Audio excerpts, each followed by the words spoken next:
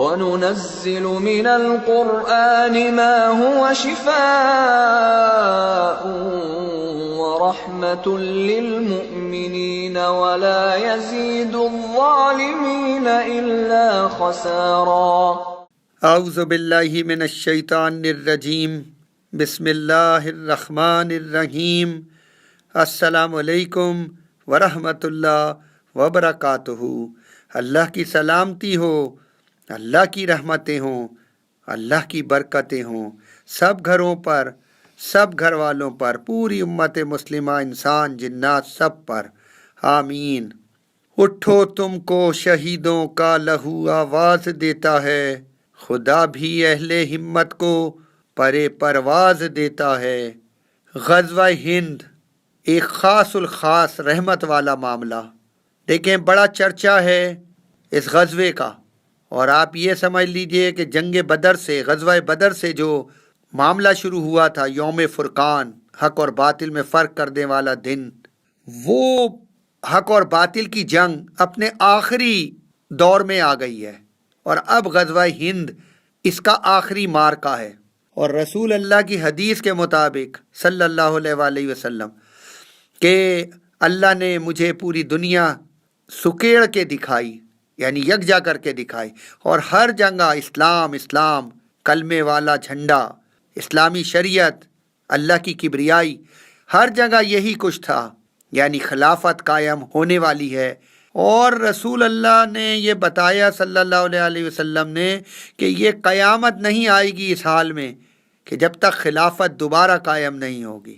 یہ ہے غزوہ ہند کا اہم پہلو، اور ظاہر ہے کہ پوری دنیا کا نقشہ اگر بدلے گا تو اسی طرح سے بدلے گا کہ ہم ایک طرف ہوں گے پاکستان، اور پوری دنیا دوسری طرف ہوگی، جیسے آج بھارت کے ساتھ پوری دنیا مل گئی ہے، منافق کیا اور کافر کیا سب مل گئے ہیں۔ تو یہ تو سامنے آ چکی ساری باتیں، اور بہت بڑا ایک معرکہ، تو بہت بڑی ایک جنگ ہوگی، بہت بڑا ایک غزوہ ہوگا، اور بڑے معاملات ہوں گے اس کے اندر۔ تو اس کے اندر خیر کیا ہے؟ دیکھیں، ہم نے 72 سال جو موج مستی کی، جو ہلا گلا کیا، اور جو شرک و بدعت کیا، اور جو ہم نے نہ اللہ کا حق اللہ کو دیا، نہ رسول اللہ کے حقوق ان کی سنتوں پہ عمل کر کے، ان کی اتباع کر کے پورے کیے، اور نہ ایک دوسرے کے حقوق ادا کیے، تو 72 سال جو کچھ بھی ہم نے کیا، اور اس وقت بھی ہم زور شور سے اسی رنگ میں رنگے ہوئے ہیں کہ حالات جو ہیں وہ بہت خراب ہیں ہر لحاظ سے، کیا حکمران اور کیا عوام، کیا ادارے، سب کا حال خراب ہے۔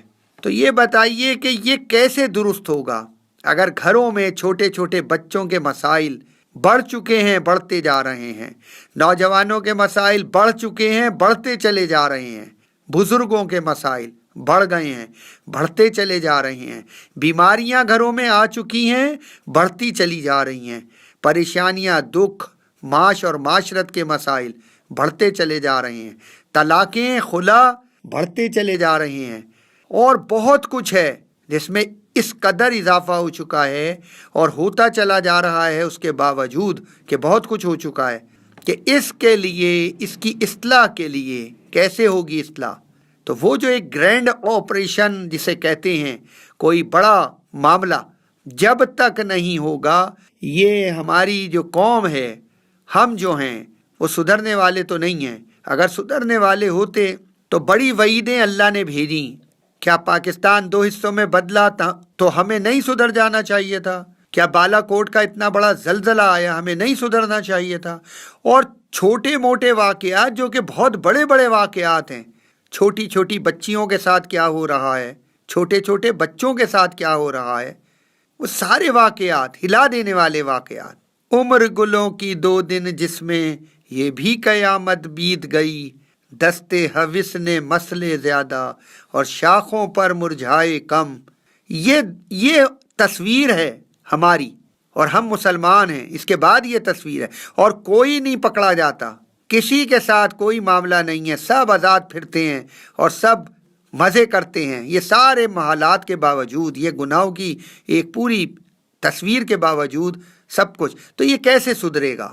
پھر یہ IMF کے قرضے، یہ ورلڈ بینک کی بدماشیاں اور یہ اقوام متحدہ کی بدماشیاں، جو کچھ بھی وہاں بیٹھ کے ہو رہا ہے، یہ OIC کی غداریاں، یہ مسلمان بادشاہوں کی غداریاں، منافقتیں، اور اس کے ساتھ جو بہت کچھ جمہوریت کے نام پر ہو رہا ہے، ہماری عدالتیں اور ہمارے اسکول کالجوں اور یونیورسٹیوں کے حالات، ہمارے محلے گلی کوچوں کے حالات، سب کچھ تقاضا کر رہا ہے اس بات کا کہ کوئی بہت بڑا معاملہ ہونا چاہیے ہے اور پھر اس کے بعد صفائی ہونی چاہیے. تو یہ جب تک نہیں ہوگا، جب تک کوئی بڑا معاملہ نہ ہو. یہ غزوہ ہند ان سارے دکھوں کا مداوع ہے کہ جو لوگ اس وقت بھگت رہے ہیں پریشانیاں اور جو دکھ لوگوں کو لاحق ہو چکے ہیں، ان کا مداوع ہے. یہ جو اپنوں اور پرایوں کی سازشیں ہیں بہت بڑے پیمانے پہ، چاہے ہسپتالوں کے ذریعے ہو رہی ہوں، چاہے تعلیمی اداروں کے ذریعے ہو رہی ہوں، یا چاہے عدالتوں کے اور بہت سارے معاملات کے ذریعے ہو رہی ہوں، سب کھلا ہوا ہے، کھلی کتاب کی طرح ہر چیز موجود ہے. یہ جب تک نہیں سدھر سکتا، اس کے لیے ضروری ہے کہ غزوہ ہند ہو اور ہم جیسے ہندوستان کے مسلمان ایک جگہ پہنچ کر اب وہ یکجا ہو رہے ہیں اور ان کی سمجھ میں آ رہا ہے کہ دو قومی نظریہ کیا ہے، اور وہ اٹھ کے کھڑے ہوتے چلے جا رہے ہیں. اسی طرح یہاں بھی معاملہ ہونا ہے.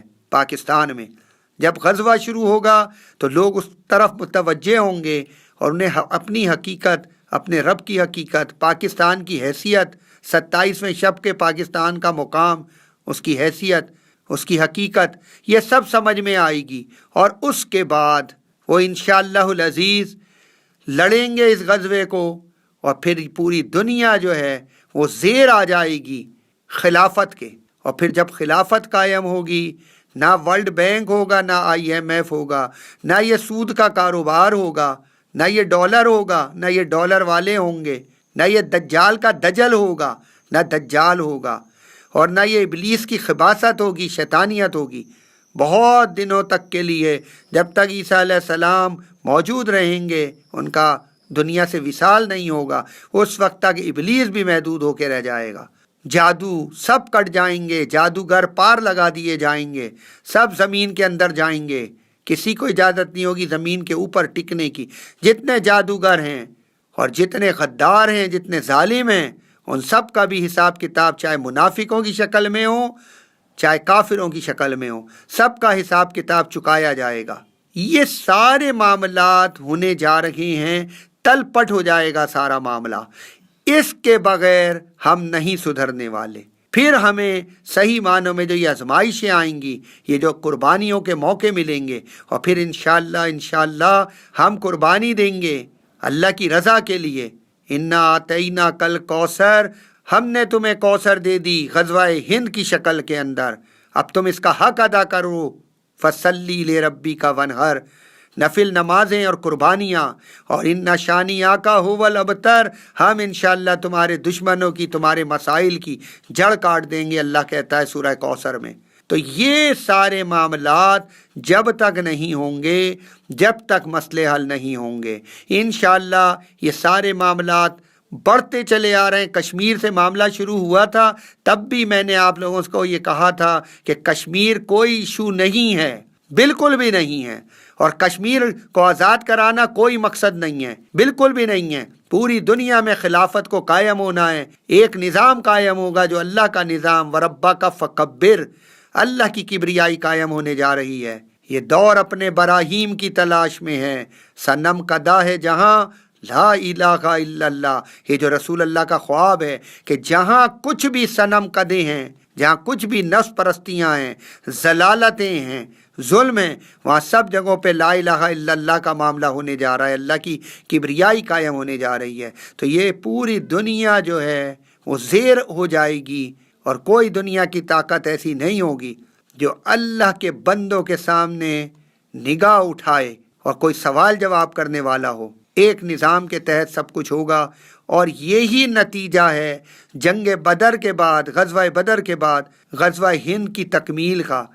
یہ معاملہ جب ہوگا اور ہم بھرپور شرکت کریں گے اس کے اندر، تو انشاءاللہ جو بڑے بڑے مسائل ہیں ان سے بھی نجات مل جائے گی، چھوٹے مسائل جو گھروں کے ہیں، پریشانیاں، دکھ، سب بندھن کھل جائیں گے، سارے کے سارے معاملات سدھار کی طرف چلے جائیں گے، اتنی روحانی طاقت ہوگی کہ انشاءاللہ سب مسئلے حل ہوں گے چھوٹے بڑوں کے، اور پھر ایک نیا سورج طلوع ہوگا، ان مع العسر یسرا، عسر کی رات جانے والی ہے جتنی بھی گہری ہو، اور صبح طلوع ہونے والی ہے، ان مع العسر یسرا، یسر آنے والا ہے، اس کا یقین کر لیجئے۔ تیاریاں الحمدللہ مکمل ہیں، کوئی کمی نہیں ہے کسی طرح سے۔ اس دفعہ کیونکہ غزوہ ہے، روحانیت کے ساتھ ہے اور بہت بڑے بڑے معاملات کے ساتھ ہے، اس لیے کوئی غداری اور کوئی چیز برداشت نہیں ہو سکتی، اور انشاءاللہ سب تیاریاں مکمل ہیں۔ انشاءاللہ جلدی فیصلے آئیں گے اور سارے کے سارے معاملات سدھار ہو جائیں گے، سب کچھ سدھر جائے گا انشاءاللہ۔ اور یہ جو بہت ساری مائیں پریشان ہیں بچوں کی وجہ سے، اپنی جوان بیٹیوں کی وجہ سے، اور بہت سارے معاش اور معاشرت کے مسائل ہیں، نوکریوں کے مسائل ہیں، کاروبار نہیں ہیں، اور سارے کے سارے مسائل ان کا مداوع ہو جائے گا اللہ کی طرف سے انشاءاللہ العزیز۔ اس کے بعد جب زمین پہ خلافت قائم ہوگی تو زمین اگل دے گی خزانے، اور آسمان برسا دے گا رزق قرآن کے الفاظ میں انشاءاللہ العزیز۔ اور یہی جنت کا راستہ ہے، اور یہی دنیا کی تباہیوں سے نکلنے کا راستہ ہے۔ اللہ کرے کہ ہم اس میں کامیاب ہو جائیں، اور اللہ ہم سے راضی ہو جائے، اور ہم اسی حال میں دنیا سے جائیں کہ اللہ ہم سے راضی ہو اور ہم اپنے انجام سے خوش ہوں۔ السلام علیکم ورحمۃ اللہ وبرکاتہ۔